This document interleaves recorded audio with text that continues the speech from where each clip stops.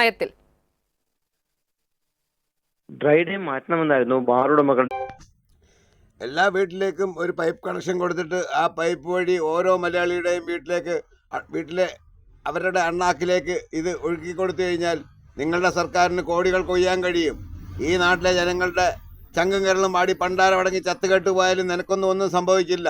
നാണമില്ലാത്ത ഒരു സർക്കാരാണ് ഈ LDF സർക്കാർ എന്ന് പല പ്രാവശ്യം പറഞ്ഞതാണ്. എന്നിട്ടും നാണമില്ലാത്തവരാണ്. നിങ്ങൾക്ക് നാണമില്ലേ ഇങ്ങനെ ജനങ്ങളെ ചാരായം കുടിപ്പിച്ച് കൊല്ലാക്കൊല ചെയ്യാൻ? എന്തിനാ ഇങ്ങനെ ജീവിക്കുന്നത്? ഇതിലും നല്ലത് അത് തന്നെ ചെയ്തുകൂടെ? ഭരണഘടനയിൽ പറഞ്ഞിട്ടുണ്ട്, ജനങ്ങളുടെ ആരോഗ്യത്തിനും സ്വത്തിനും സമ്പത്തിനും ദോഷം വരുന്ന ഒന്നും സർക്കാരുകൾ ചെയ്യില്ല എന്ന്. എന്നിട്ട് നടക്കുന്ന ഇതൊക്കെയാണ് തെണ്ടിത്തരങ്ങൾ. ബാറുകാരാണോ കേരളം ഭരിക്കുന്നത്?